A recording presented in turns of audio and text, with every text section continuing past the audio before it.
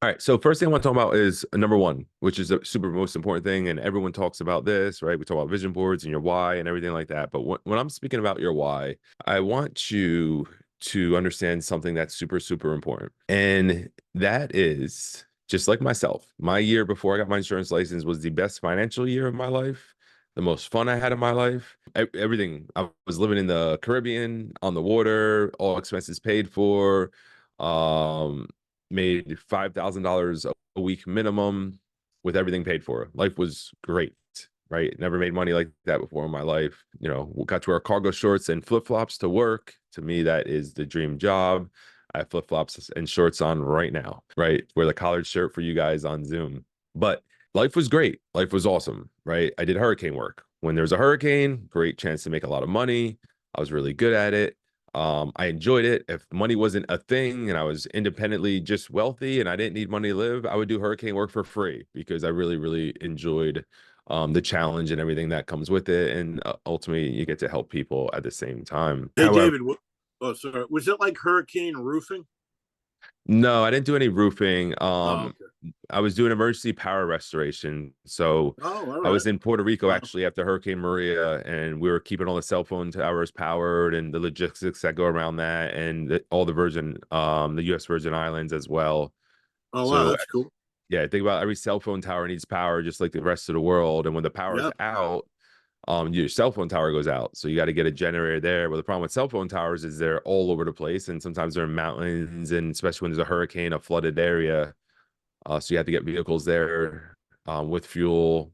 Sometimes you have to create some off-road vehicles that could get there with fuel. And then on top of that, you got to change the oil every 10 days. So there's a lot of logistics that goes around. So every time there's a hurricane coming to your area, there's a company dispatched ahead of time, and they're going out Oh, there. They're making sure there's generators, enough generators in the area, enough fuel in the area, right? They'll bring tankers in and stuff like that. There's a lot of stuff that goes behind the scenes to make sure that when the power is out, the cell phones still work. 'Cause that would be a mess.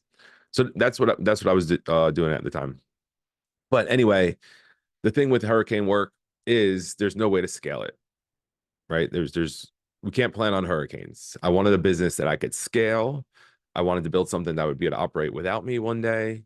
And I wanted to get paid like a rock star, basically, right? Live and do what I wanted to do. And so I had to understand that when I came over here, you know, I did a lot of great things in my life. I had a lot of great knowledge, but guess what? I came here for a reason. I wanted something different. And if I want something different, I need to do different things. And I'm not going to do different things telling you or my mentor on what I used to do or how I used to do it. And I made that mistake plenty of times as a kid or a young adult showing up to a new job and be like, what? The old company, we used to do it like this. We used to do it like they must have hated me. Right? No one wants to hear that. And it's not that we don't want to hear it. And I just want you to learn something different.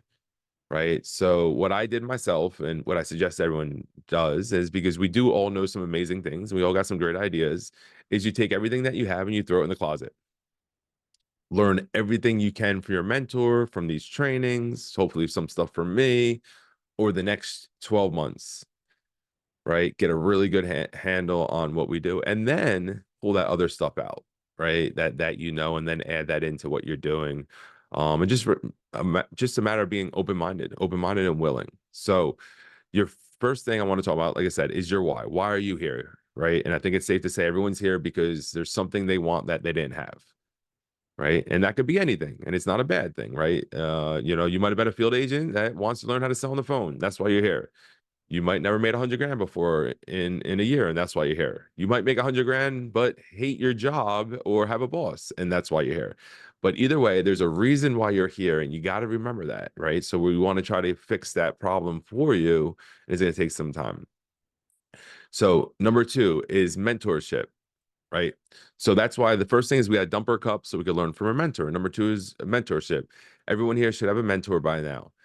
It's your job to build a relationship with your mentor, right? And they're mentors for a reason. So if you're building a relationship with them, they're going to build it back. But Most people avoid their mentor, or they don't call their mentor, or they try to figure out themselves. And then you're missing and avoiding one of the strongest tools that you have. For me, when I first started, I didn't know who my mentor was. Doug hired me. He put me underneath a guy named Mark. I didn't know this guy, Mark, but guess what? He was more successful in insurance than I was. That's all I needed to know. And I was like, all right, if he's more successful than I am in insurance, which wasn't hard at the time because I had zero success. Um, I need to know everything this guy knows. So I talked to him multiple times every single day. I always had questions. I always made him recommend a book for me to read, right? I know I was driving crazy because he gave me like one book to read after finally that was a sample of all these different books because I think he was getting tired of it. I didn't care. He's gonna make some money on me. He's my mentor. I'm gonna learn what he has to what he knows, right? And I'm gonna ask this guy a lot of questions. Um, Now remember, if you're asking your mentor a lot of questions, you got to put that stuff to work. You can't ask questions and not do it, right? That'd be a pest. That'd be the definition of a pest, right? So don't be a pest. So ask your mentor some questions and go to work. And listen, guys, I have different mentors in different parts of my life. One of my good friends, his name is Vito, and he reached out to me one day and said I should buy this house. I said, done. That's it. It was a small investment house. It wasn't a lot. It was like $60,000. It wasn't even just the house. I was buying it for the land. Ended up being a house there. He didn't realize there was a house there. He just knew the area. He knew the zip code. Didn't really matter. The land alone was worth it. I didn't even look at it. I was like, just tell me what I got to do, right? Sign contract. And it wasn't like he was doing it as a favor. It wasn't even buying it from him.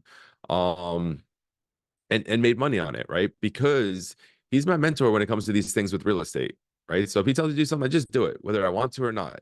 And also when I have an idea, I send it to him and he tells me it's a bad idea or he's my devil's advocate. I listen to that as well, right? So like if you have a mentor in your life, like for me, sometimes I'm careful. Sometimes I'm like, man, I got a question to ask. I think I know they're going to say, I don't really want to make this move yet. So sometimes like I won't even ask because I know once they ask, I got to do it. Right. So you want to take action on these different things. If you're like, hey, should I get some leads? And they say, yeah, you should get some leads. You got to get some leads now. Right. That's the answer. The answer is never not get leads. I promise you guys. Sometimes it doesn't pan out like we want it to pan out, but it's the next step we got to take to go forward. And that's that. There's no question about that. So take advantage of the mentorship. It's super important. Be on as many trainings as you can, guys. You could come to this training every single Monday if you want. You go to my training every Tuesday if you want, every Wednesday, right? That's what they're for. Um, Three, attitude. You got to have a positive attitude.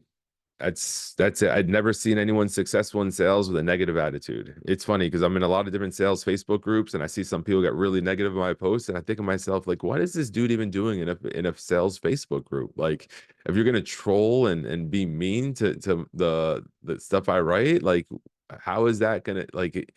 Your attitude sucks. That's what it comes down to, right? And I've never seen anyone be mean to somebody and get what they wanted, right? So we want to be positive. We want to learn how to let things go. And to me, like you operate better like that.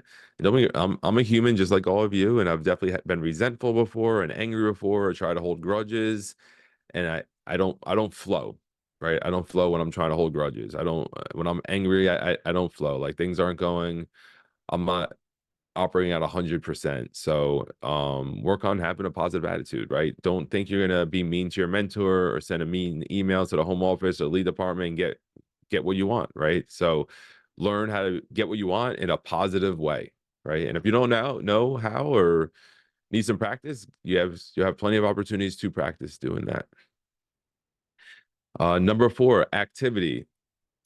This one cannot be shortcutted. Guys, there's a lot of things I suck at in life. I don't know how to play a musical instrument. I don't speak any other languages fluently. I don't know how to play golf. If I want to learn any of those things, I need to do it. I need to do it consistently over and over again until I learn it. Guess what? That is how you will learn to sell on the phone. No other way. That's why I said the answer is never not get more leads because you need the leads to get the activity to learn. Right? If you want to be more profitable leads, make sure you get referrals from every single person you talk to. Make sure you talk to every single person that you see in your regular life too. They don't have to be a lead. Remember, if they're gonna die one day and they're 85 or younger, we're able to help them, right? So do presentations as often as you can and get referrals as often as you can. But ultimately, you want to focus on getting as much activity in as you can. The more activity you get in, the faster you'll learn, and the faster you learn, the faster you'll get paid, and the more you'll get paid. Remember, we are paid on performance. We're not paid on time. So if you're sitting there and you're telling me I'm working 12 hours a day, but you're doing $50 a day, you might be working 12 hours a day, but it's going to take you 5 days to get a day's worth of work if you're only doing $50. So think about it in that aspect. So if I'm a telesales and I'm doing outbound, I want to dial the phone 200 times minimum or get 5 presentations minimum. So as long as you focus on doing that on a regular basis, you will continue to get better. And as you get better, you'll continue to make money easier and get more comfortable, which is all what we all want for you. And I'm sure it's what you want for yourself. 5, leads. Guys, when I was in the field, I got leads every single week. Whether I made a sale, didn't make a sale, whether I made money on leads, didn't make money on leads, it didn't matter. I always needed new people to talk to. Not getting new people to talk to is a very discouraging way to work this business, right? Nobody wants to ask the same people over and over again to buy insurance from.